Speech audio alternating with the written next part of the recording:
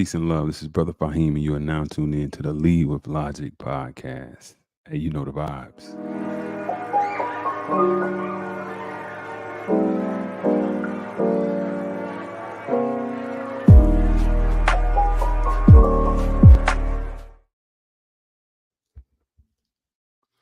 Peace, peace, peace. Welcome, y'all. Welcome, y'all. This is Brother Faheem. I am your gracious host of the Lead with Logic podcast. Man, life is always moving at an ultra magnetic pace. I'm always trying to keep my boots laced so that I can win the race. Man, hopefully you guys' weekend was great. Another beautiful Monday morning, another beautiful Monday evening, rather, depending on where you are. It's all good. Just make sure it's beautiful, whatever time of day it is. And just wanted to come to the people, bring you guys a little something, a little follow up. Last week, we had I did a very interesting live, very interesting talk on fathers and the significance of fathers, right? Because we were just coming off of Father's Day, which was June 16th, last Sunday. And what better way to follow it up with mothers? I believe in duality. I believe in the universe's way of manifesting duality. And so I said, well, it'll probably be good if I can follow it up with something about mothers and the significance of mothers. And it's really important in these days because with so many distractions, with so many opposing forces that oppose not just the male, the woman, or the child, but the family unit, right? You have to always keep the family unit in mind and what's going to strengthen it and what's going to help it to bloom and blossom and grow stronger, strong as it possibly can. So, yeah.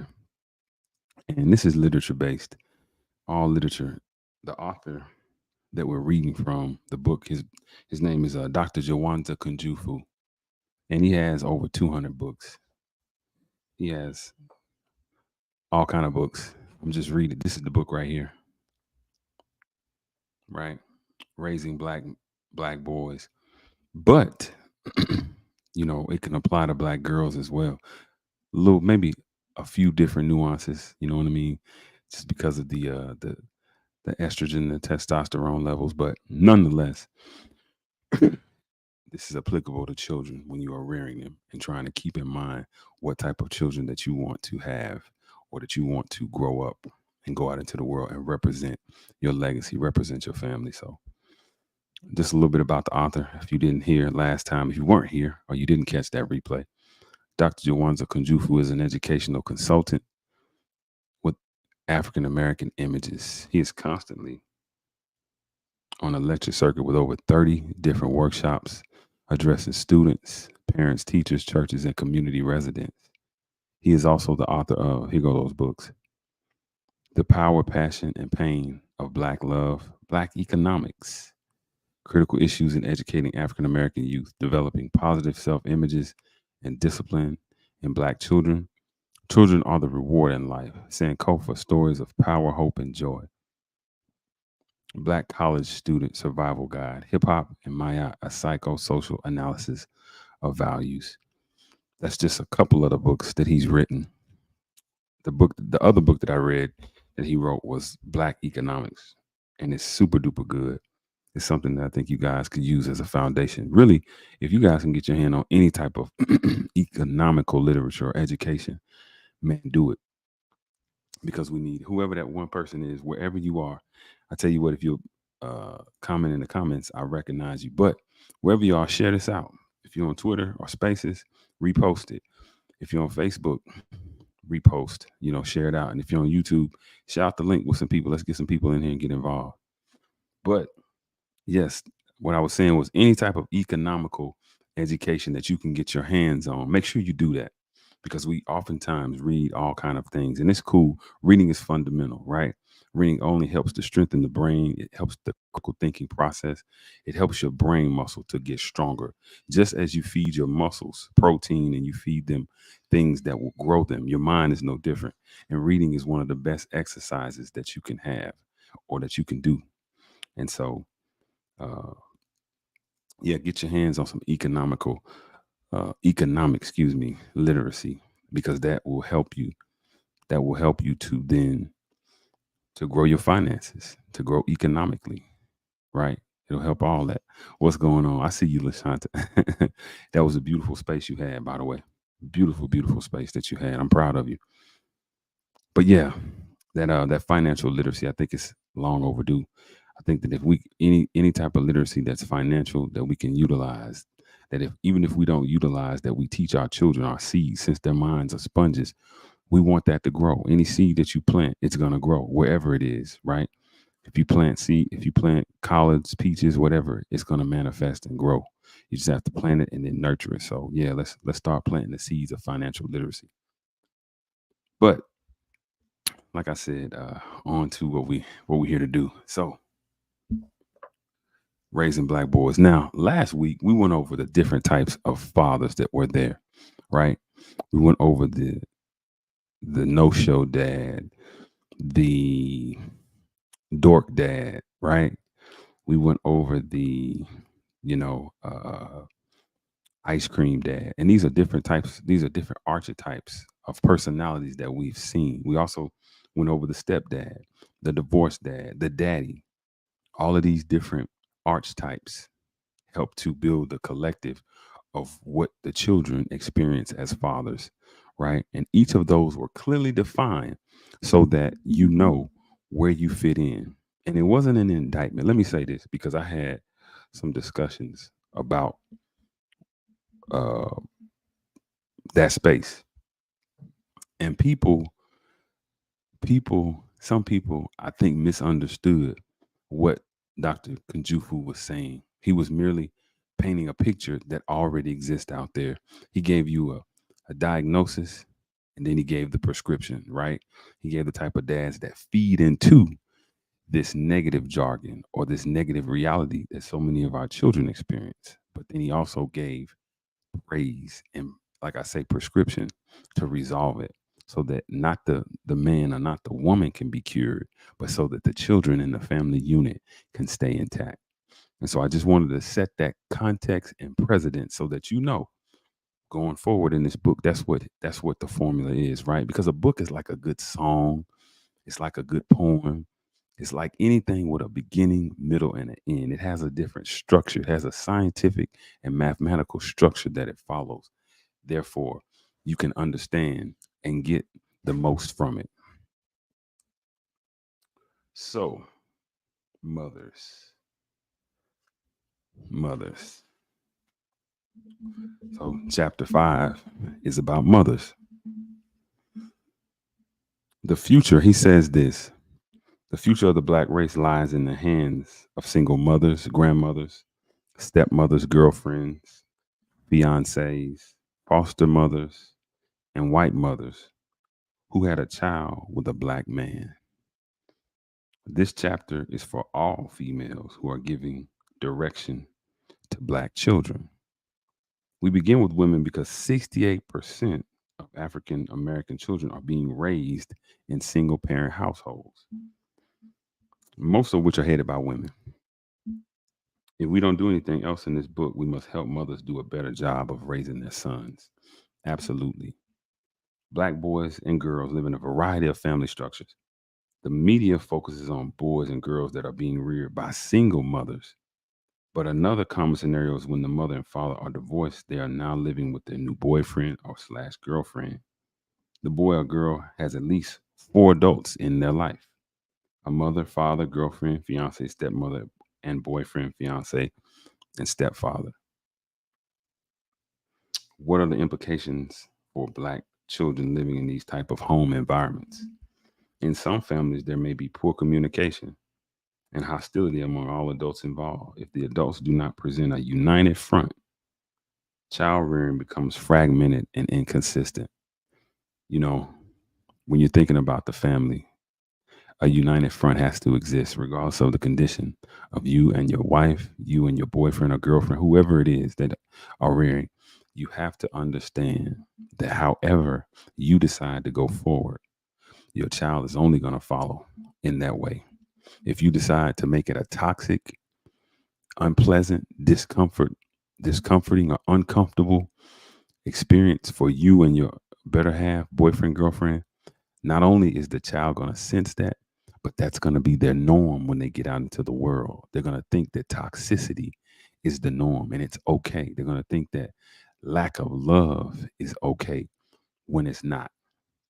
So, and I said this last week, with fathers, we have to make sure that we're being amicable with one another, right? You have to make sure, as a man with that sister, as a sister with that man, hey, when I'm in front of the kids, when I'm out, it's a good rule of thumb. When we're in public, we present a united front and we keep any adult issues away from the children, right? We understand in other areas of our life that prematurely introducing children to things that are not for children, it taints them and it can ruin them for a lifetime. This is no different. This is no different. So it's important that whoever you decide to have those children with, to have that legacy with, you guys have a deep understanding of one another. There's always the chance that this does not go as we intended it to go. It doesn't go as we plan. However, we will never let our emotion or our resentment or our bitterment for one another affect the child's future. And so we will conduct ourselves as such. We will have a code that will stipulate we are always united when we are together. And we can fuss in public when the door closes, when everybody's gone, then we can do what needs to be done. But for this baby, we have to have a united front. I want to commend all women who are involved in the development of their sons and daughters for doing a great job. It was not God's plan for you to be the provider, priest, and protector. Yet this is the very position you find yourselves in. He's talking to the sisters. Parenting is a 24/7 job that lasts a minimum of 18 years. And your son and daughter is always watching. Raising a son or daughter is challenging for single mothers because you were never, this is for the boys now. He says it's challenging raising as a single mother raising a boy because you were never a boy. That's true. And it's vice versa with a boy, a dad, right? He's never been a girl. Um, you can never know what it means to be a man. Still, you are doing the best you can in often trying circumstances. That takes me right back to Tupac. I finally understand for a woman, it ain't easy trying to raise a man. He said that. Remember, he said that on Dear Mama. I would like to lift up two single mothers who both did an excellent job of raising their sons. First, you must read Gifted Hands, the Ben Carson story. If y'all not familiar with Ben Carson, you should get familiar. He's a super duper intelligent. Well, you know what? A lot of y'all probably are, but uh, he was super duper a neurosurgeon, worked for John Hopkins from the hood, but just brilliant. His he performed a surgery. He performed a very dangerous surgery. I want to say, don't quote me. Y'all can look into it, but I want to say it was like some Siamese twins where they were uh, connected by the head. I'm thinking it was something super duper important that he did, and he did it successfully. But in recent times, Mr. Carson is better known for saying that the slaves came willingly, right, and that they came on their own. Uh, So just because you are an expert in one field, brothers and sisters, doesn't mean you're expert in all. That's how you have to engage things like that so that you don't take away from his actual greatness. It's 10 of y'all in here. Listen, to get more here, do me a favor. If you're on spaces, retweet, repost, like and repost, comment even. If you're in uh YouTube, hey, send the link out to some people. Say, hey, look, you're gonna find this interesting. And if you're on Facebook, the same thing, repost that link out. And like I said, if you get in the comments, I will definitely ask your question. I will answer your question. I will acknowledge you, and then we'll keep moving forward. So, Gifted Hands. First, you must read Gifted Hands, the Ben Carson story. Pediatric neurosurgeon Ben Carson's wonderful autobiography. My favorite is the story he tells about being a failing fourth grade student in Detroit. Not only was he failing academically, he was failing psychologically. He had an awful temper. Yet Sonia Carson knew her son had potential. She knew he could be brilliant. Sonia was a domestic, probably like a maid, something like that. But her job did not limit her vision for her son. Can you imagine that? A domestic raises her son to be the best pediatric neurosurgeon in the country.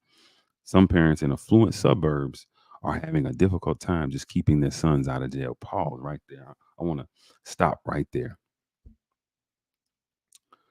That's such a truth, right?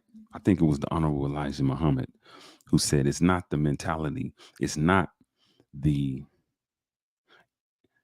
it's not um the community, it's not the area that's low level that ruins, right? You live in a certain community and it might be you're not you're not proud of your zip code, like that song Royals. I'm not proud of my address. You might not be proud of your address, right? It might be crime infested, it might be impoverished, whatever it may be. Understand that it's not the value of the community, it's not the property value that's causing the actual value to be lowered. It's the mentality of the people. Because here it is, this domestic who you would think didn't have aspirations, didn't have any type of high level understanding. She raised a son to be a world famous, world class neurosurgeon, right? That's wonderful. But it also brings to mind we have to make sure that regardless of where we are, we're not being complacent in our goals. We're not shying short of the mark. We should dream big, right? Wherever we are, whatever our station in life. Our imagination is one thing that keeps us going. Sometimes it's the only thing, right? Imagination and hope are first cousins. So they run together, right? You hope for better, but you also imagine a world where you are where you would like to be. I mentioned that last in the last bill, man. You know, when you see yourself, when you look in the mirror, you should not only see whatever your reflection gives you in that glass, but you should also see your mind, your third eye, your chakra, your crown chakras reflection, who you want to be, who you're going forward, who you're moving forward to be. That's also what you should see in what you should see. And Sonia Carson was a great example of that. Sonia noticed that the homes of her employees had many books and well stocked libraries. It occurred to her that successful people are readers. I'm going to say that again. It occurred to her that successful people are readers. Man, I can't stress that enough. I make my children read every day. Every day, you got to read something. You got to work that brain. You got to work that mind muscle, right? You got to get it together. You got to get it going. After all, leaders are readers. Sonia took this to heart. To turn her son around, she decided that she would first turn off the television. Wow. I think that's even more challenging today because everything is so accessible. You know, the proverbial devil is right in the child's pocket, right? Right there in the pocket.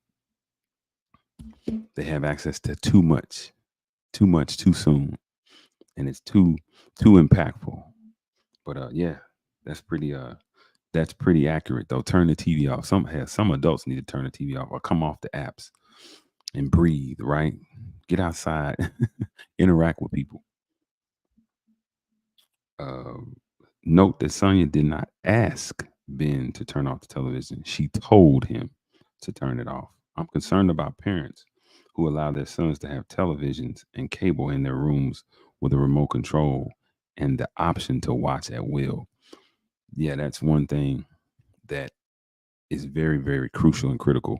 I'm willing to bet. I don't know this. This is just my hypothesis. This is just my scientific guess or my educated guess.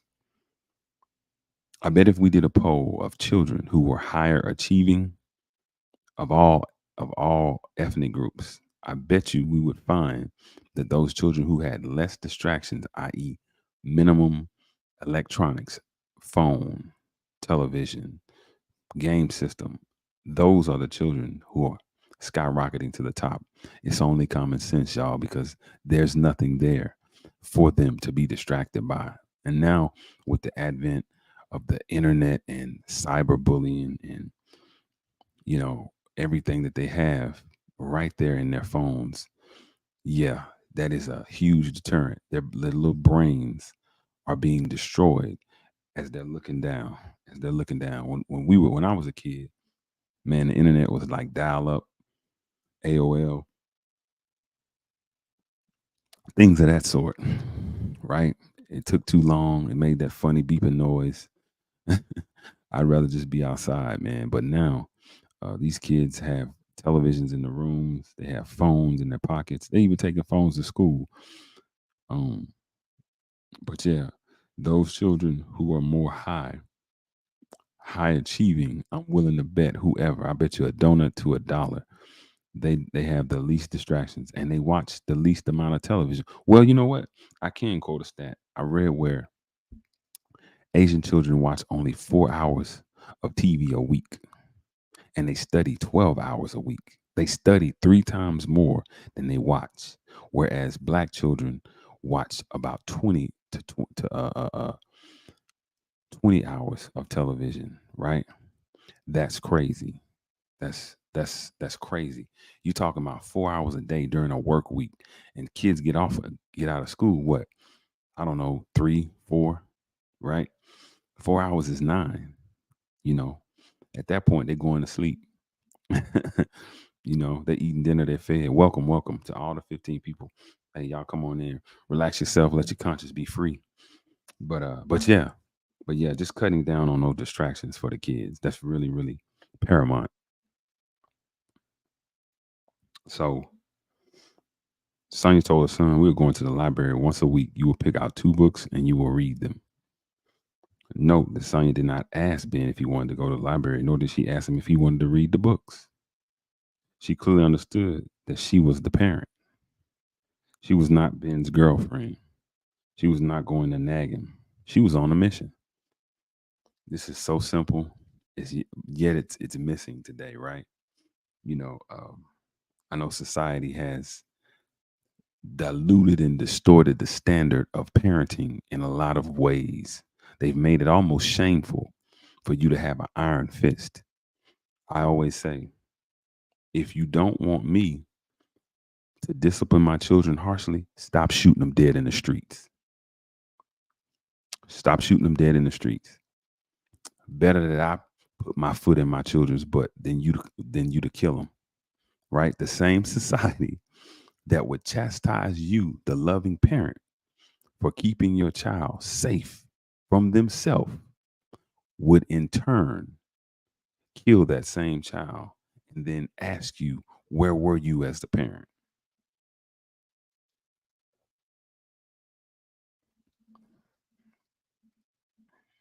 So yeah, what Dr. Conjufa was saying is spot on from my observation. It's spot on.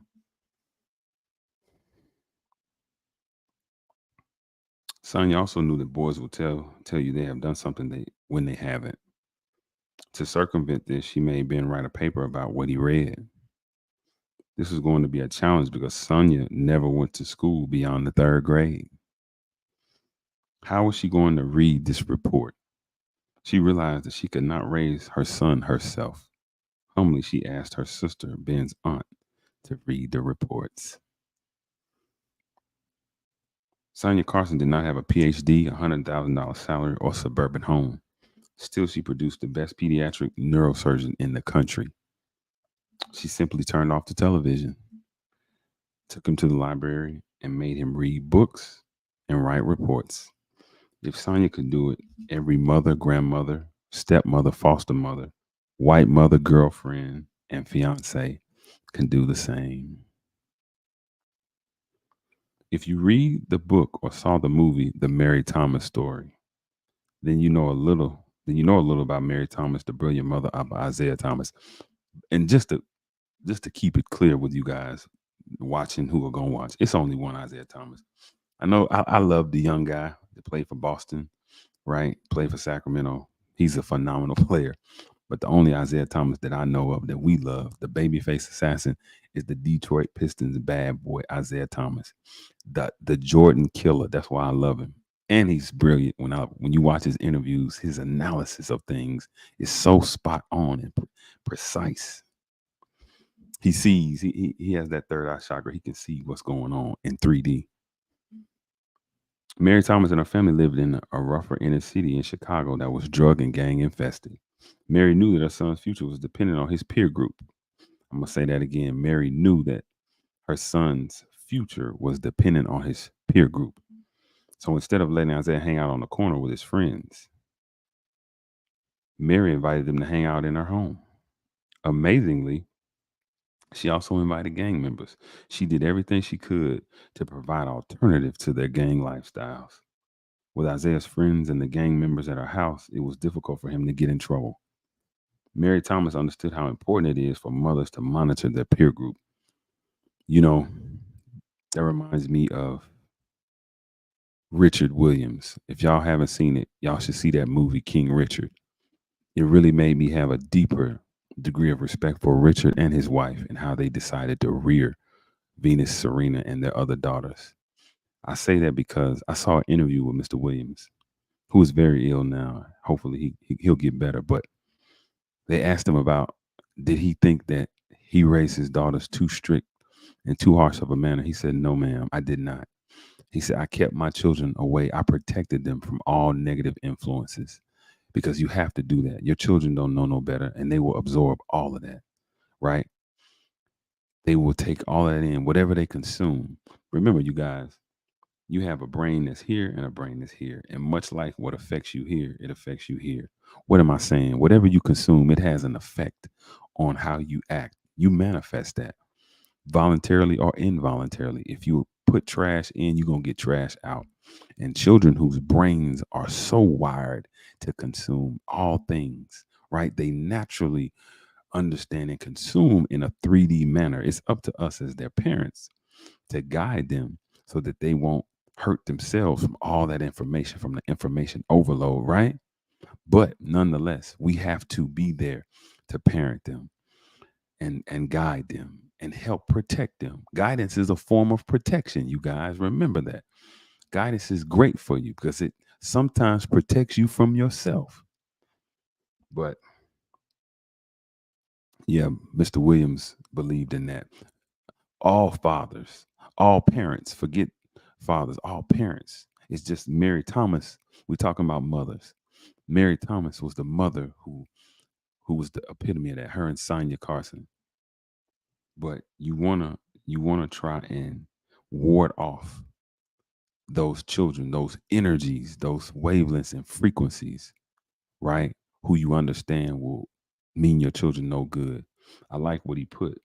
He said, Mary knew that her son's future was dependent on his peer group. So instead of letting Isaiah hang out on the corner with his friends, Mary invited them to hang out in her home. How many how many mothers do that? How many mothers are so concerned? And I'm sure it's more than not. They just don't get the recognition. Are so concerned about their child's well-being that they say, "Hey, instead of you being in my blind spot, I would rather you bring whatever it is in my home where I have control." That is a very wise thing to do. That is wise. Living in a community like I live, I wonder, do people do that? Or do people just let their children roam? I don't, because I watch people, I observe everything, right? And I see how people I can see or almost can tell who has that parental involvement, who is getting that knowledge, wisdom, and understanding imprinted and instilled in their soul because it only manifests, right? Children are canvases, right? They are cosmic universal canvases for whatever you paint on there, whatever color, however bright or dull or sullen it is or vibrant it is, it's going to be reflected. And so if you're watching, you can see that. My father used to say, the quickest way you ruin a good child is expose them to a bad one. Well, what about a few bad ones? What about a community full of bad ones? Not that my neighborhood is a community full of bad kids, because it's not. But again, like I say, I observe people and children and see, okay, I can see that I've identified this one has a lack of support. But mothers are great. At least when I was growing up, mothers were great at, I see you, Kush. Mothers are great at identifying those potentially threatening and life altering energies that could harm their children. I'm just asking that mothers, or reminding you that mothers are doing it, asking you to do it if you're not already, reminding you to keep doing it. And if you are,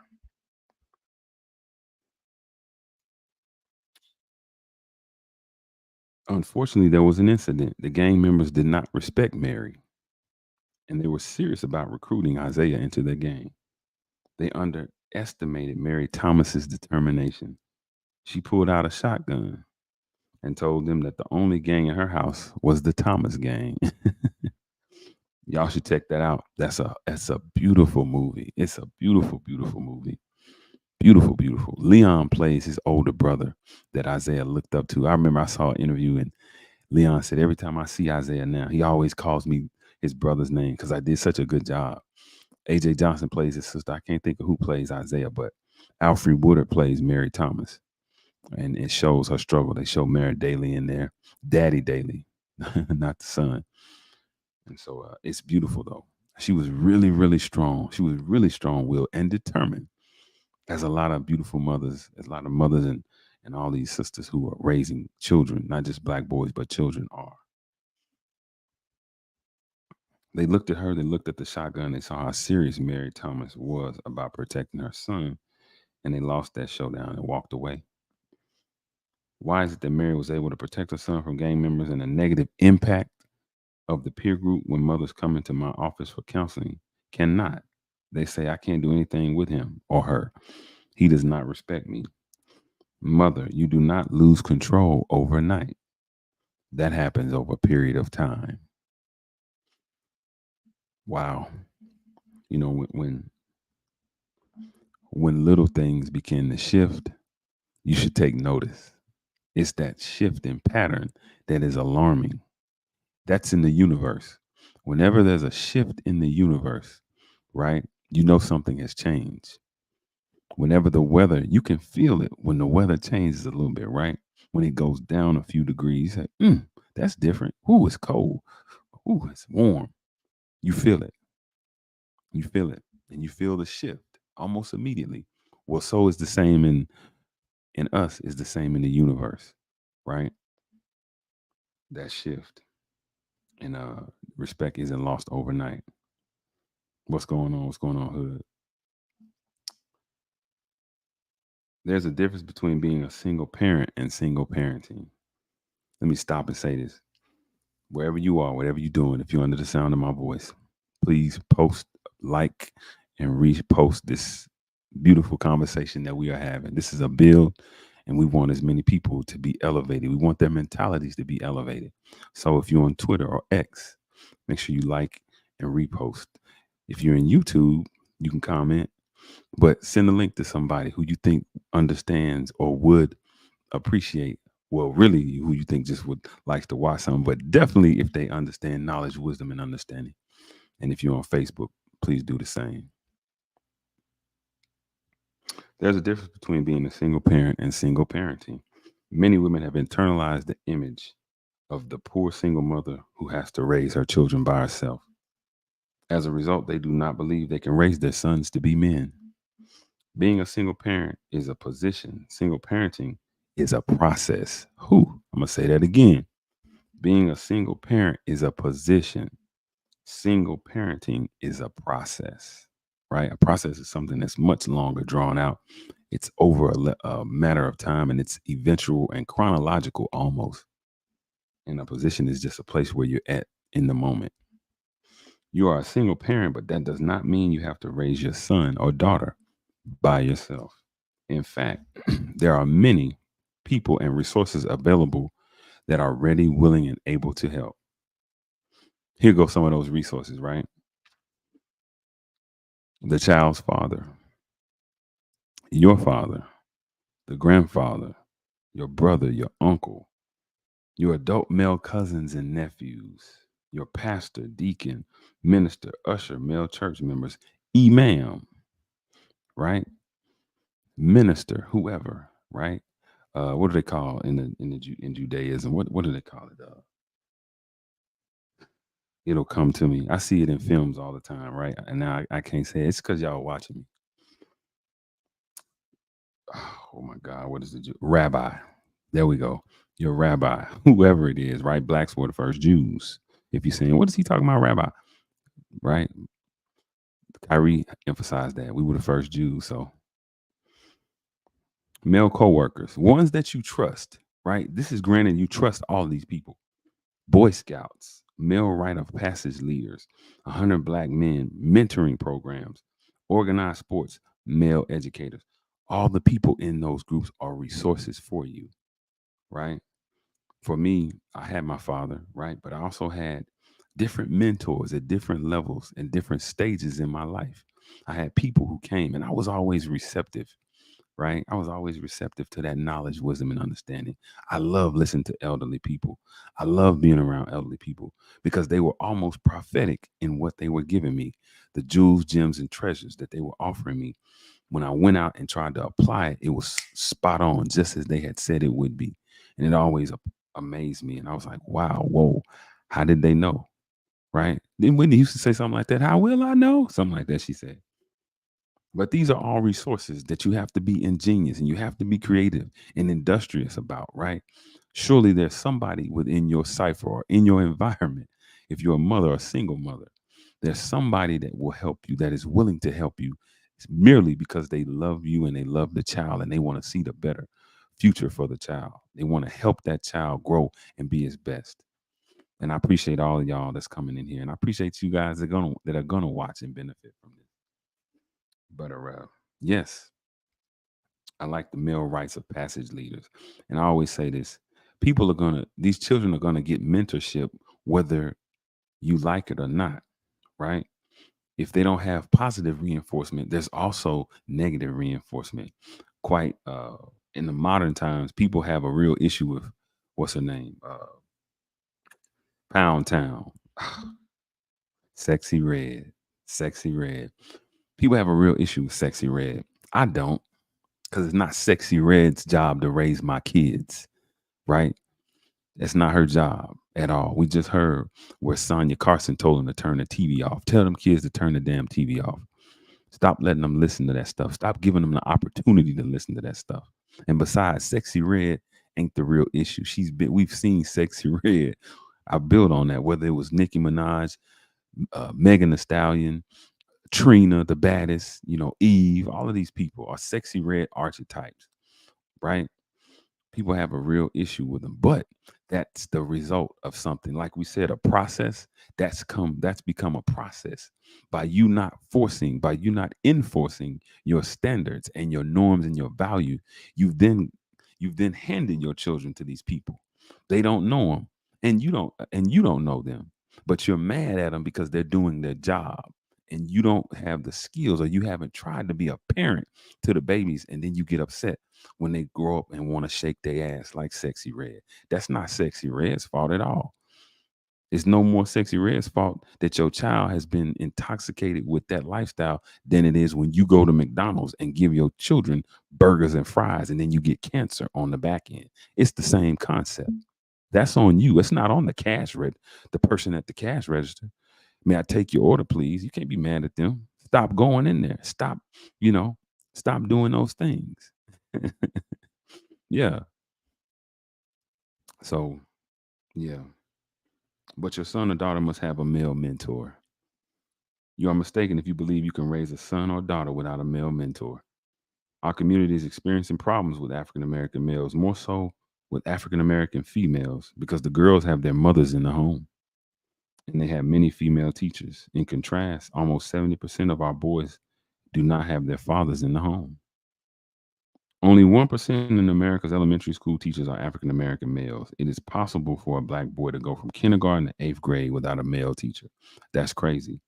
Can you imagine a black boy has not experienced a man in the home or the classroom, yet we naively expect him to become a man? Yeah, public school is pretty skewed anyway. I said that. It's not the best place. It's a prison. What they say, it's a pipeline, school to prison pipeline. A lot of things that are done, the food that's given, the way that they organize it, all of that stuff. You can see the parallels. So, yeah, I can understand it. But it's also a shortage of men, and really, it's a shortage of black men. I remember looking into being a military veteran. They have different programs for people who would like to go teach in impoverished communities, and you get incentives if you're a black male, right? They give you incentives, and so yeah, I thought that was interesting. But yeah, there are not a lot of men. Uh, the public school education has been very feminized, and not geared toward the male child. So, but nonetheless, mothers sometimes resist the idea. I don't know if the resistance stems from ignorance, arrogance, naivete, ego, or simply male hatred. Whatever it is, it needs to be resolved. Your son's life is at stake, and your daughter's life is at stake as well. It is not a sign of weakness for a woman to make her son spend more time with a male mentor, right? Mothers, find that mentor. Your son is not your property, and he should not be denied access to his father. The anger and disdain you may have gives you no right to deny him access to his father. That's the truth. Do you really love your son? How can you say you love your son while denying him access to the most important man in his life? That can be said about the daughter, too. If you have a problem with your ex, that's between the two of you. Do not run your negative agenda through your son. Mothers need to avoid the statement you're getting to be just like your daddy in a negative context. Mothers, if you think I'm hard on you, wait till the next chapter. I'll be much harder. And he was pretty hard on the fathers. I know what you've gone through. The father may not have been there when you delivered the baby. Maybe he wasn't there for any of your early birthdays. He never called. He never sent money. But now all of a sudden, when the boy is an adolescent, he wants to begin to spend time with his son. Note, I didn't say your son. That could be the problem. You're having a problem acknowledging that the boy is not just your son. He's also his father's son. Hey, remembering that duality, understanding his balance. Look, if we just remember that it didn't take one of us to make the child, right? Right? It took two. Then there you go. You had the child. Hey, you have to the parent, the father always has rights, sisters. Right. But I really want to go back to something he said. He said, make sure that you don't say you're getting to be just like your father in a negative context. That takes me to the film Boys in the Hood, when Doughboy's mother, he's combing his hair, getting ready to go outside. She said, you ain't shit, and you ain't never gonna be shit. Just like your father wasn't shit. And he said, that is that it? I gotta go. Hell no, that ain't it. That's that negative reinforcement. Right? That's that negative reinforcement because of what you tell her. What you tell a child, they believe. It's so critical that you affirm them in the positive and not the negative. Again, I make sure every morning we get up and say affirmations. I am. The, those are two of the most powerful words that you can say. I am, as an adult or as a child, but especially as a child, because they hear so much negativity from other children. There's so many other polluted and toxic energies that they have to be exposed to, whether it's in the community, whether it's in the school, wherever. Sometimes it's in our families. If they have to have a voice that says, I am, you are, right? Bruce Leroy, who's the master? I am. So some mother, some mothers believe the fathers have to pay to play. I don't believe a mother has the right to tell the father, if you can't pay, you can't see him. Absolutely not. Money should not determine whether or not a father gets to spend time with their children. Absolutely not. Because man is more than just money. It's like a woman is more than just her looks, right? We have more to offer than what meets the eye. That's definitely a part of the makeup, but it is not the makeup. These are things when I hear these arguments, right? When I hear these gender arguments, that they don't place in proper context. They're not placed in proper context. They're always placed in a very antagonistic. They're always articulated in an antagonistic, destructive manner. They've perverted it. Do you guys know that a devil is only something that is deviated from the original? Something perverted is only something that is perverted from the original. So you make devil when you use these arguments, these beautiful attributes, right? Or these attributes that should not be showstoppers. They should not be things that define whoever or whatever. And you now use that as a defining characteristic or characteristic trait. No money doesn't mean that you are not allowed visitation. It doesn't. That's not letting brothers off the hook now. Let me say that. There has to be some financial accountability. But whatever the accountability, however much it is, if they can't provide it to deprive them of their child, mothers, sisters, queens, is to deprive the child of that knowledge, wisdom, and understanding of the impact that the father can give them. That's why they should always be have access. Granted, they're not hurting or harming the child, right? I didn't say that raising children does not require money, but every boy or girl needs a mentor, and the most important mentor in his life or her life, especially his life, is a father. I would even argue with a girl because whoever the girl, daddy takes her father becomes the prototype of whoever she sees herself with or whoever she winds up with. So it's super duper important for both, right? The only reason, the only reasonable exception is if the father is violent or emotionally unstable, and you think he would physically or emotionally harm your child.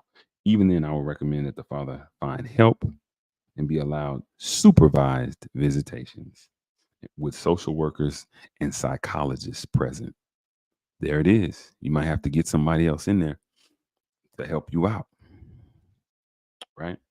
Most boys are not going to accept you denying them access to their father. I would say girls are the same. In fact, they will hold you personally responsible. Children often defend the absent parent. Can you imagine you have done something for your son or daughter, but they still defend the one who is never around? What a phenomenon. Your son needs to be his father. Your son needs to see, or daughter needs to see their father's shortcomings. Children are not stupid, but they need proper information. I would argue and say we all need proper information. Yeah. Uh, PIMP stands for proper information motivates people. Proper instruction motivates people. Later in life, they can decide if they want to spend time with their father, and that decision will be based on their observations, not yours. Yeah, so we have to be real. We have to be real with these children, right? So it talks about the two critical ages, right? Mothers, grandmothers, stepmothers, foster mothers, girlfriends, and fiancés. There are two critical ages in your son and daughter's lives, 2 and 12. Take a deep breath. Well, he really said sons. Take a deep breath and get ready because your son is going to try you. The first time will take place during the age of 2. God gave all of his children free will, and some children have stronger wills than others. Some 2-year-old boys have stronger wills than their mothers. That's crazy to say, right?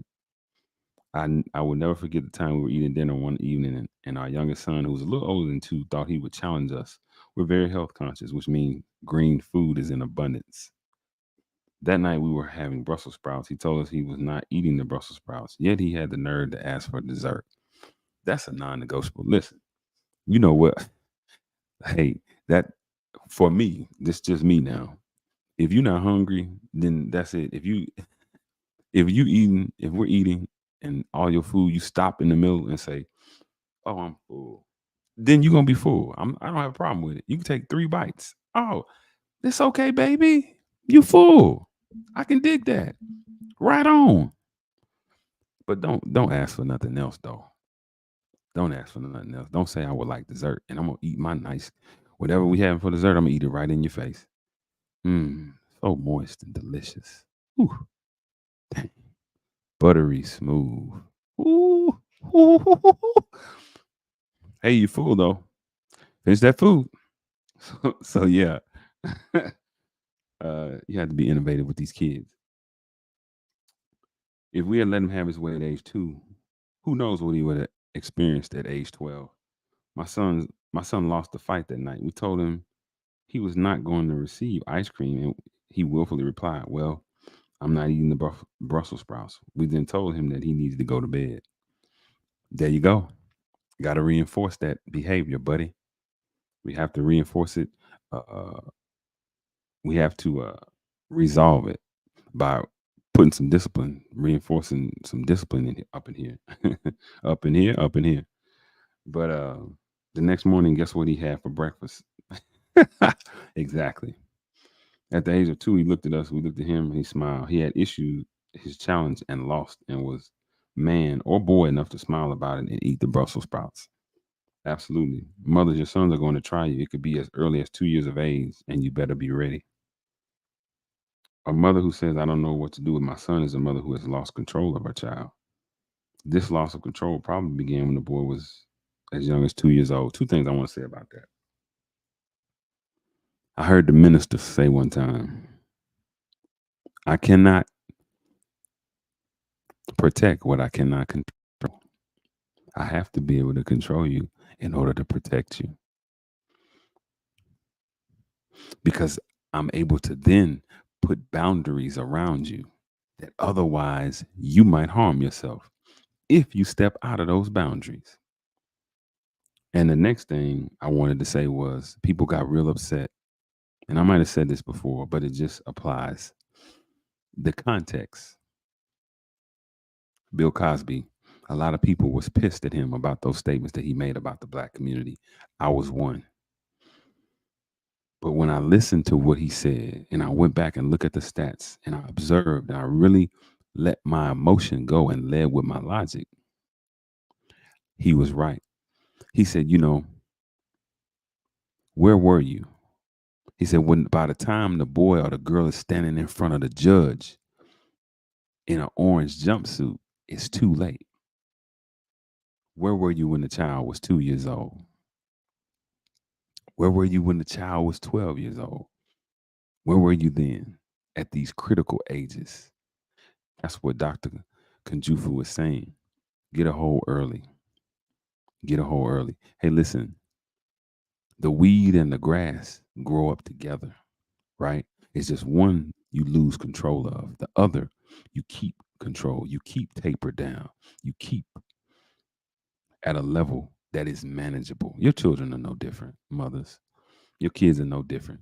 But we have to be, we have to not be their friends. Some people would say, I've heard the argument or the criticism that, hey, it's too many young mothers. There's too many mothers trying to be friends with children. I'm not sure if that's true or not, but I understand that, as Dr. Kunjufu said, when a challenge is issued, whenever it's issued, at whatever age is issued, mothers, you have to be ready. You have to be ready. The next thing that I'm sorry, y'all, my ears, my spidey senses. Listen, if you are just coming into space, I appreciate you coming. Thank you, thank you, thank you. More people are starting to come in. That's what's up. I appreciate that, y'all. Please share the space out wherever you are, whether it's Facebook, YouTube, or X. Like and repost. Like and repost. We're discussing mothers. Right now, we're talking about mothers, the impact that they have on our community, and most importantly, the impact that they have on our families and how they influence, right? We talked about fathers last week. We're talking about mothers this week. The second critical age is 12, the beginning of adolescence. Without a doubt, your son will try you again. If he wins this battle, you will lose the war. You will never be his parent again. You will be his girlfriend or buddy, but you will never be his parent. He will never respect you. I call it the showdown, a power struggle between sons and their parents, in this case, the mother. The good news is that the winner will not be determined based on the size or gender, right?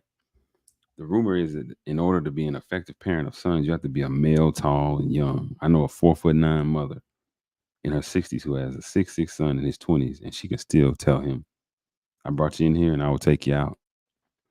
Being an effective mother of sons has nothing to do with his size or gender. In fact, as we'll discuss in the next chapter, there are incompetent, weak Ahab or weak husband A weak husband in the Bible dominated by Jezebel. Fathers who are less effective than strong-willed mothers with the skills and self-respect to get the job done. It's never the fight in the. It's never the size of the fight in the dog, y'all. It's always the size of the. What is it? It's never the size of the dog in the fight. It's always the size of the fight in the dog. Another universal interconnected truth. It's just how big your strength is to overcome the obstacle. That's it. That's really all it is. And you have to know, you have to have that foresight. You have to be okay. And a lot of mothers are like that. A lot of mothers that I see and that I know, they're okay with not being friends. But then they're older too. They're from an old school, right? They're from old school. Even if they're young, they've been reared or raised in the old ways, like I call it. Boys know by your eye contact and the tone of your voice when you mean business. Some mothers nag their sons. They ask them 8 times to empty the garbage. Boys say she doesn't mean business. I can tell by the tone of her voice. And then there's a mother who will put down the telephone, pick up a skillet, and say to the boy one last time, empty the garbage. He does it because he knows she means business. She's still 4'9" and female. What's the difference? The tone of her voice and the skillet in her hand. One day I was in church in Nacogdoches, Texas with my grandmother. I was sitting in the balcony and she was on the first floor. She could see I wasn't focused on the sermon and I was talking. Her eyes literally pierced through 50 pews. Her eyes told me to come downstairs and sit with her. Mothers, it has nothing to do with size or gender. It has everything to do with self respect, eye contact, and the tone of your voice. Yeah, that's how my mom was. She could look at us and we knew what time it was. We knew what time it was. But again, there are boys that try you and challenge you, right? They were always our buddies who they didn't give a dang about all of that. And they had to pay the price oftentimes. Much uh to my humor. I got the I laughed a lot. But yeah. A boy will ask 999 times for something and you must say no 999 times. It's like a boxing match. If he can wear you down for 9 rounds, he can't win in the 10th. When the boy asks for the 1,000th time, or the child, he knows he's going to get what he wants. Boys also know when to ask for something, when you're tired and when you're on the telephone. And I'm saying boys because the book is written about raising black boys. But now this also applies to black girls too, or girls too, right? The boy's 13 and the grandmother's 70. She's tired. She raised her children and now she's doing it again. The boys, other children, knows. The boys know that. Don't answer 999 times. Only answer one time. Once you give the answer like the judge, that's it. Ignore them after that. When he knows you will consistently answer only once with a no further discussion, you have earned his respect or her respect. Absolutely. You got to say what you mean and mean what you say, mama. You got to do that. They got to know that your word is the law, buddy. Your word is the law. Listen, my children know when I'm talking, you listening to God. Pretty much. You know how they say Moses talked with God. He went up to the mountain. You ain't even got to go to the mountain, buddy. Just come sit on the couch. God is speaking right with you, my child. Let me help you. Let me direct and instruct you. Yeah. But yeah, they have to know. Many boys, among the many mothers I've counseled, the common denominator I've seen is that the mother is tired. Her son has worn her down. And it didn't have to be. Many boys look at their mothers like a business deal. Let's negotiate. There's yes, no, and room in the middle to negotiate. Tell your son, I want you back in the house at 10 p.m., period. Like a good negotiator, he says, what about 12? His desire was 11, but he said 12 because he wanted to negotiate. He thinks, well, she says 10 and I say 12. Why don't we agree to 11? If he finds out he can negotiate with you, this is any child, then you are no longer their mother. You are now his business partner. You must clearly give your son one answer: do not negotiate. right? Hey, it is what it is.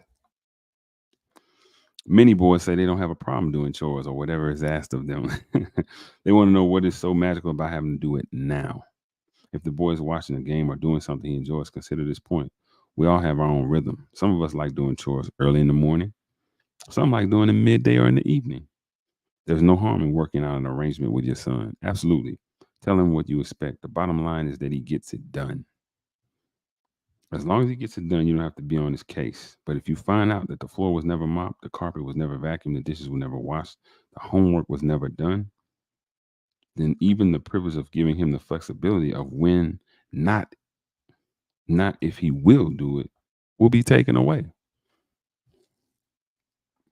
The way that's handled in my home is this: if we see that you can't handle, if you can't make the decision, if we've given you too much room to make a decision, we can help. I got just the thing for you. I know exactly what you need. I got what you need, and it ain't that leeway or that leverage to decide. That's what he's saying, mamas. Just being firm, right? And y'all know that. I just wanted to read this to y'all. Y'all know that. And I'm almost done, y'all. But yeah, just being firm, right? Mothers, grandmothers, foster mothers, stepmothers, girlfriends, and fiancés. Let me ask you one of the most important questions I will raise in this book. How long can your son stay in your house?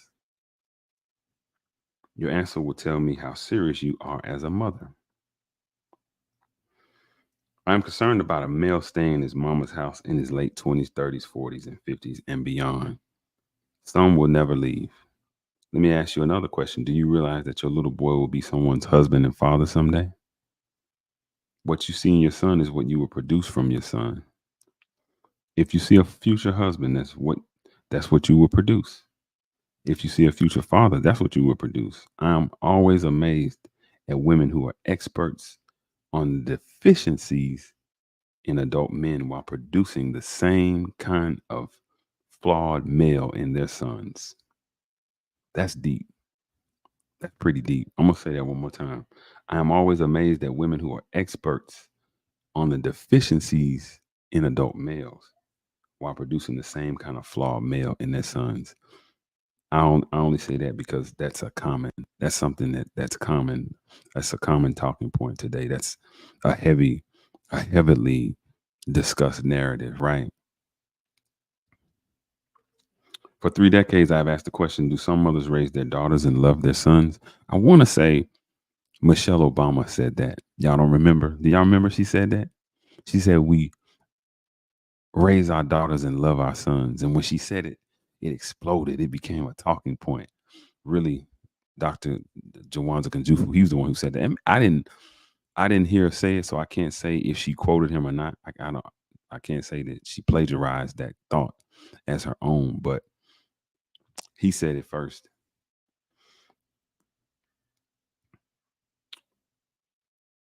Do they make their daughters come in early but not their sons?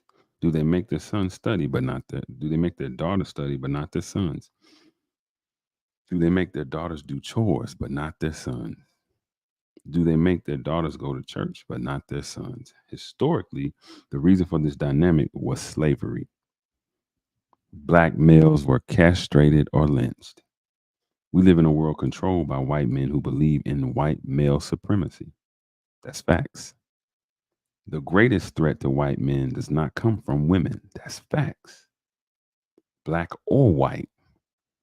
The greatest threat to white men comes from black men. The best way to destroy a black male is at birth or during boyhood. Prison has become the new plantation. Absolutely. And it ain't just prison the plantation, it's the prison of this food that they have us eating. They feed us these horrible foods, right? They feed us trash. And that distorts our mind. It distorts our vibration. It distorts our ability to think critically, right? They've scared us when we were children, when we were boys, they scared us, right? And we're still scared, a lot of us. So that's just a little something for the mothers to consider, right? Mothers over mothers overprotected their sons. They hid them in close closets and under beds. They did whatever they could to protect their boys. Is it true that the females are more organized, responsible, and focused than black men? Can we blame that on the white man? Did the white man make you have double standards for your son and daughters? Why would you tell a 9-year-old boy that he is the man of the house? Maybe you wanted to make him feel important because his father didn't stay. You bestowed upon him the title man of the house. That's something absolutely. That's something that we should think about, or that people say, right? You the man of the house, not knowing the deep impact and the deeply ingrained issues that it may cause, right? Mothers, do you know what you just did? If he's the man of the house, then who are you? If he's the man of the house, how can you tell him what to do? If he's the man of the house, be careful about bringing your boyfriend over to spend the night, because the man of the house does not like his mama bringing home another man into his space. If he's the man of the house, you can no longer discipline him. If he's the man of the house, you will have to negotiate everything. Later, we'll discuss in more detail the fact that too many mothers let the man of the house decide whether he wants to play basketball, participate in programs such as mentoring and rites of passage that will help his growth and development. Mothers are letting their sons make grown up decisions before they have the wisdom and maturity to do so. Whoo, I'm gonna stop there. I could go on and on and on and on about that one statement, because that is truly a gender ambiguous statement. He said mothers and some fathers, mothers and fathers, right, are letting their sons and daughters make grown up decisions before they have the wisdoms and maturity to do so. In my father's house, we were nothing but children. And that's not to say he didn't respect us as human beings, but he understood our place, and he understood that we were in a temporary position. We were in, he always used to say, you in a position to learn something. And so he treated us as such. And I'm glad he did, because I could have made a decision in a temporary position that could have permanently flawed and distorted who I became. But he didn't allow that. And again, that's something that I'm seeing more frequently. I'm not going to go into where I'm seeing it at. I'm going to let you guys imagine. But absolutely stop letting children make adult decisions, because they are not ready. And they're going to ruin their future before they even engage it. That's crazy. This is craziness. And the white man ain't got nothing to do with that. Nothing. Incompetent mothers relinquish their parental authority when they tell their sons they are the man of the house. How can a 9-year-old boy be a man? How can a boy be a man if he's never spent time with one? Can you be something you have not experienced? Who taught your son what it means to be a man? What is the job description of manhood? How can he wear a title that he has not earned? Mothers who raise their daughters and love their sons are raising their boys to be impotent, meaning they can't produce. There's a reason why a male will never marry. He shacks with his girlfriend, and when she finally puts him out, he can always go back home to mama. How long can your son stay in your house? This a pop reference is none other than Baby Boy, Lil Jody. Lil Jody. That's one of my favorite characters. Well, you know what? Not Jody. Ving Rhames' character, Melvin. Jody, little Jody. Yeah, I like Melvin. Melvin was a trip, but he was telling Jody the truth though. He said, "You got that Oedipus complex. You think your mama is your woman." That's what he's saying right here. The longer you allow that son, mama, to stay in the house, you become now his mother wife. Let me take this further. Are you raising a pimp? A pimp is a male who takes advantage of women. He expects women to take care of him. He resents any woman holding him responsible for anything.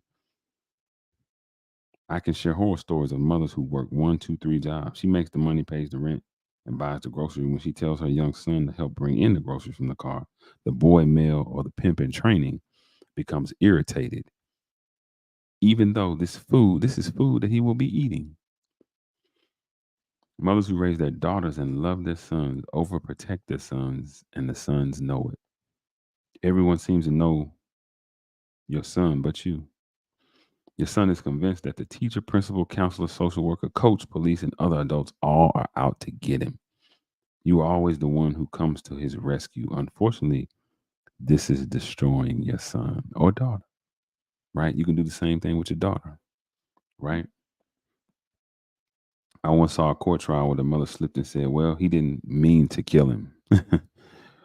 Even in court, she was still overprotecting her son. Mothers, grandmothers, stepmothers, foster mothers, girlfriends, and fiancés must begin to give their sons tough love. Don't let him go to bed until he has done his homework. Turn off the television. Make him do his chores. Believe it or not, doing chores early and well will determine whether your son will be able to secure and keep a job. I'm going to say that again. Believe it or not, doing chores early and well will determine whether your son will be able to secure and keep a job. That only makes sense because you are putting them responsible of something small. What do they say? If you can't be in charge, if you can't be successful with the small things, how can you be successful with the large things? Just common sense, right? There are many reasons why so many black males are unemployed. 25% of black male youths are unemployed. In some cities, such as New York, almost 50% of all of adult black males are unemployed. While the global economy, racism, illiteracy, and poor education are factors, a major reason is irresponsibility. How responsible is your son or daughter? Did you make him or her do their chores? Did you make them do them well? There's a relationship between how well your son mops, vacuums, and cleans up his room and how well he works on a job.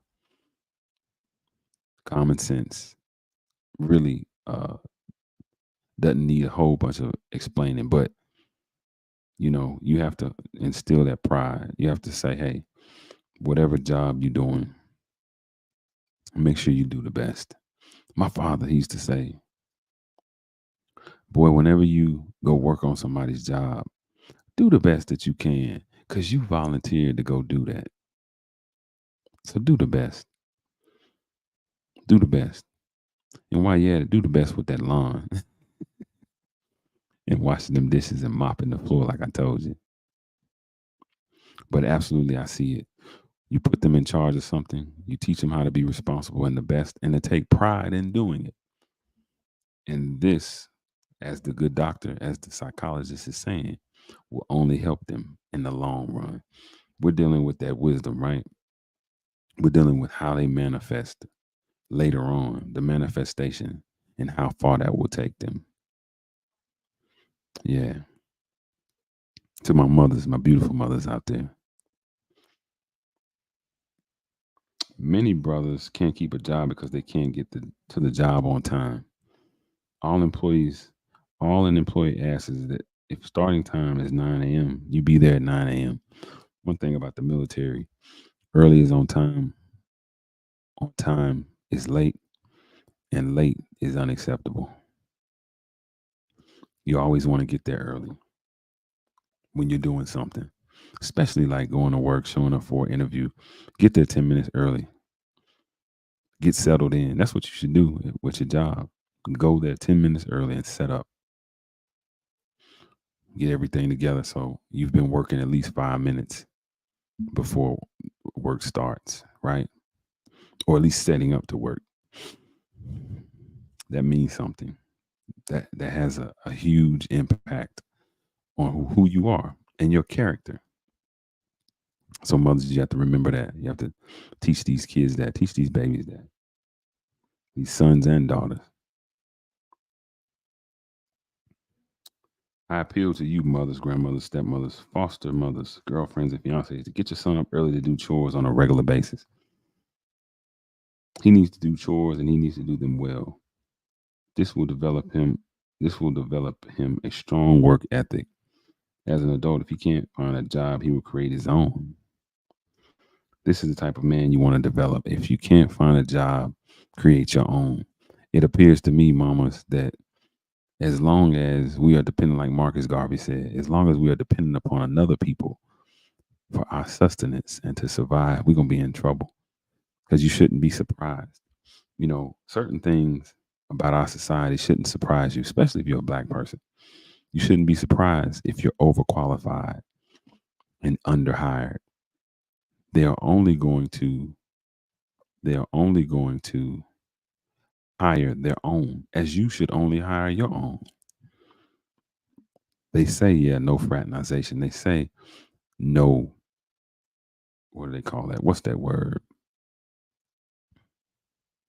I can't think of the word.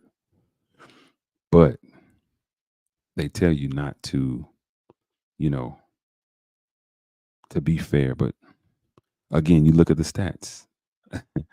As a black man with a lot of education, if we go to a corporation that's other than myself, that's not run by me or the people that look like me, oftentimes stats show that the underqualified person will get the job where the overqualified brother or sister won't get it. And so then you look and you say, I think it's nepotism is the term. But then you look and you say, okay, how did they get that job? What did they do? You think I'm going to hire someone else other than my own if I had the opportunity? You really think that? I'm talking about me now. I'm always going to hire my own. Always. As other people do, as other ethnic groups do. So when we don't get hired, we have to say, okay, I get it. Can you create your own, though? Can you get with some like minded individuals and create your own?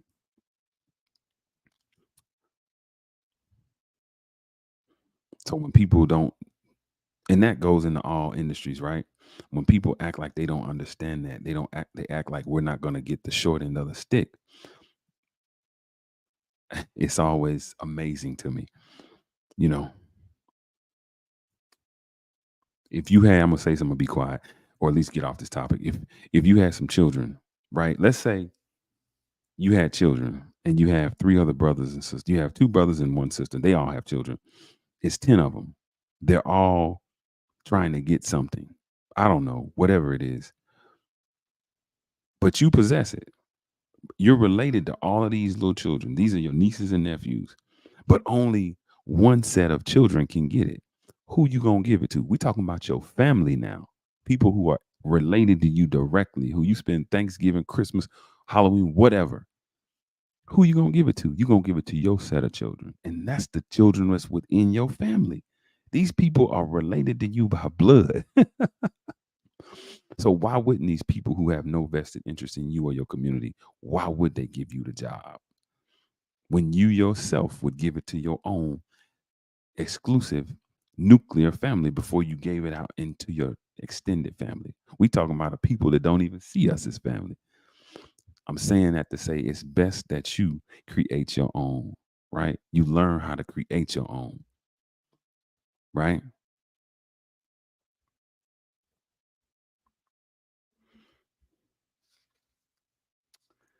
My wife was serious about raising our sons well. Before they could go out and play, she inspected their rooms as though they were in the military. I wanted them to be able to go outside and play, but she insisted that no playing would take place until their chores were done and done well. Finally, I want to ask, are you raising a sissy? I'm concerned about the increase in homosexuality. This is the book. This ain't me. Some mothers understandably want to protect their sons from the street, but it is not healthy for boys to stay inside because you are afraid of the street. Boys are aware of the pecking order in the street. The male peer group dominates the hierarchy. Unfortunately, this pecking order is not based on report cards or test scores. It is based on how well you fight, play basketball, and handle yourself physically. It's all about demanding respect. You have to really teach your children how to defend themselves, especially if they have siblings that might go out with them. I have three kids, but two smaller ones. And yeah, we we absolutely prepare them, right? We absolutely prepare them. You have to. You absolutely have to. It's imperative that you prepare them for what's out there.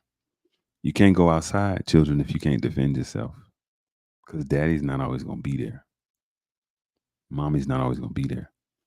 You have to be able to stand up for yourself. And it's not about winning or losing, it's merely about standing your ground. People need to know. You're going to mess around and find out. You might beat me. So I tell them, keep in mind, you might take a L. That's okay. But whoever it is that won, they should know they've been in a fight. They should walk over, but they might limp back though. They should, if they walk over, make sure that they limp back and understand when you aren't the aggressor, the creator, the ancestors, the universe, the God is always on your side. So take no shame and have no haste in doing what you need to do to make sure whatever they've done to you, they don't do to nobody else. It was written.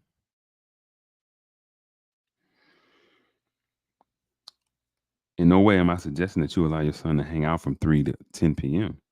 I would never encourage fighting or playing basketball until it's so dark you can't even see where the ball when the ball goes through the net. My point speaks to mothers who were never boys, never men. You cannot understand the intensity of the male pecking order because you never experienced it. It is unacceptable that 80, listen to this, y'all. It is unacceptable that 86% of the NBA is African American, but only 2% of the engineers and doctors are Afro American. Something is wrong with this imbalance. We need mothers like Sonia Carson that can produce a Dr. Ben Carson, but Ben Carson will also tell you he had to defend himself. I don't care what mothers do to protect their sons. At some point, boys will have to defend themselves. Mothers, if you really want to protect your sons, send them to martial arts classes. Not only will it teach them the art of self defense, but it will help them manage their anger. That's the bigger part of the deal, y'all. That self defense, that martial arts. I was always drawn to Bruce Lee, not because of his fighting style. I mean, we related to Bruce Lee being an underdog, you know, a David and Goliath type of image that we saw. He was always a smaller man. But what I loved about Bruce, what I love about Bruce is he was always in so much control of himself. He was always in control. He never lost his cool. And I know that obviously he was acting, but there's a calmness and a stillness that martial arts helps you bring or helps you have. I mentioned him again. I think I mentioned him before, but I think his name is Jason Wilson. He's a Afro American sensei. Y'all can see him on Instagram. Bald head brother, gray beard, glasses. Always speaks in a tone just like I'm speaking. Very light, very modest, very impactful, very beneficial. And he takes real life instances and situations that these boys go through and he uses it to teach them, right? It's not a cookie cutter, it's fluid to whatever it is that they're going through. So I love that about martial arts. It helps teach how to mitigate and control that anger.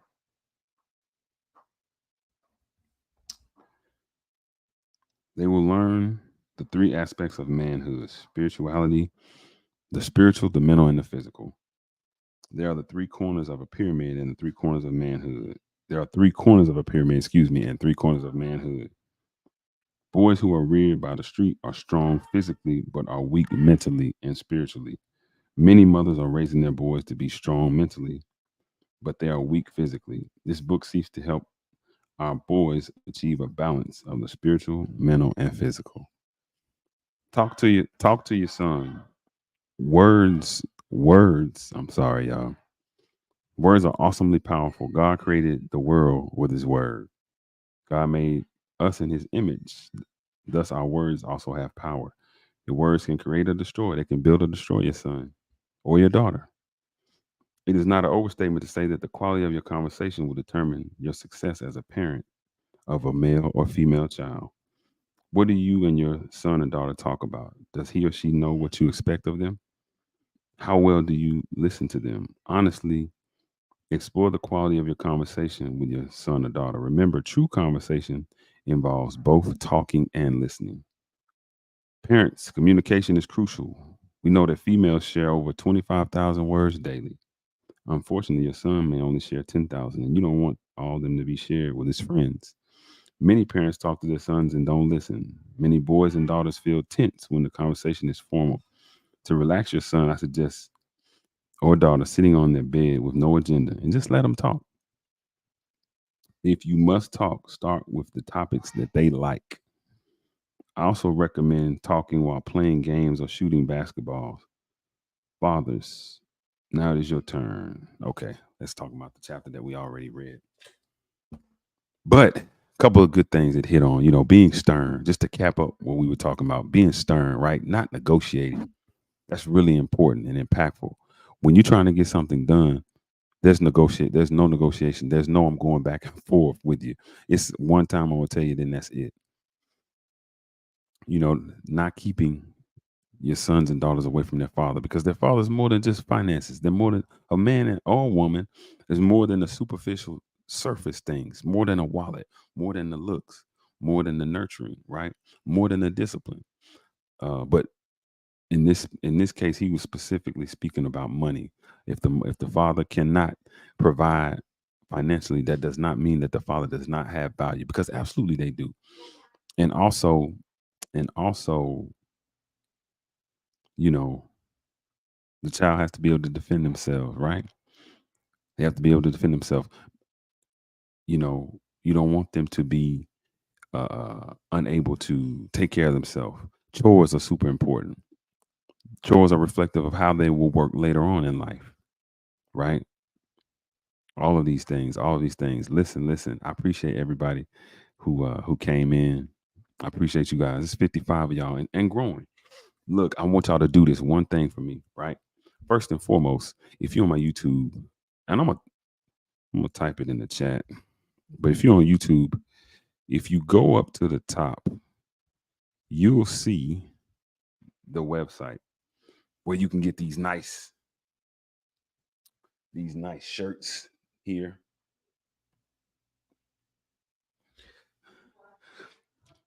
And it's more than just shirts, right? We have different colors. Sweatshirts, women's shirts, male shirts, children, all that good stuff. Also, like and subscribe to the channel so that you can get the notifications when I'm live, when I release video, anytime I release content. And you guys can catch me in different places too. Y'all can catch me on Apple Podcasts. You can catch me on Instagram. You can catch me on Google Plus, Spotify, and also Fanbase now. I'm on Fanbase as well. Just trying to get acquainted, trying to be a person who evangelizes.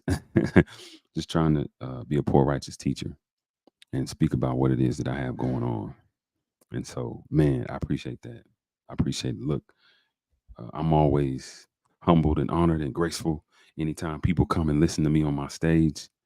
Listen, I want you guys to have a very positive, peaceful, and productive week. And the only thing that I would leave you guys with is may we all meet in the light of understanding. Hey, y'all be cool.